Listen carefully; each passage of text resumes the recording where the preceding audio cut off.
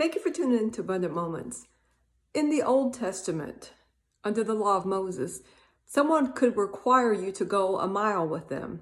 What that means is, say you were traveling and for whatever reason you needed help and you saw somebody traveling, you could tell them, I need you to go a mile with me. I need you to help me carry this, or I need you to help me because I'm not feeling well.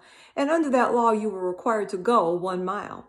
Well, in the New Testament, which actually Matthew, Mark, Luke, and John, it says New Testament in our Bibles, which means New Covenant, but it's actually still the Old Covenant because the New Covenant did not come into being until the book of Acts when the New Testament church was birthed. But when we read about Jesus, he was talking and he said, if your brother requires you to go a mile, go 2. What he meant by that is this. They were still trying to adhere to the law and to make sure that they just did everything according to the law. But Jesus was trying to show them grace, as we know that we are under the covenant of grace. And so he said, if someone requires you to go a mile, don't just go a mile, but go 2 miles. In other words, show them grace and mercy.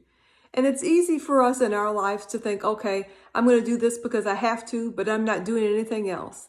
But when we learn to operate in grace and mercy and to do as Jesus said, to not just go the 1 mile, but to go 2, our lives are so much more fulfilled and we are so much more blessed when we learn to do it from our heart and to always show grace and mercy.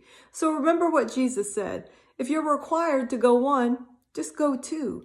In other words, if something seems like I have to do this, do above and beyond, because that is when the ordinary becomes extraordinary or extraordinary. Thank you for tuning in.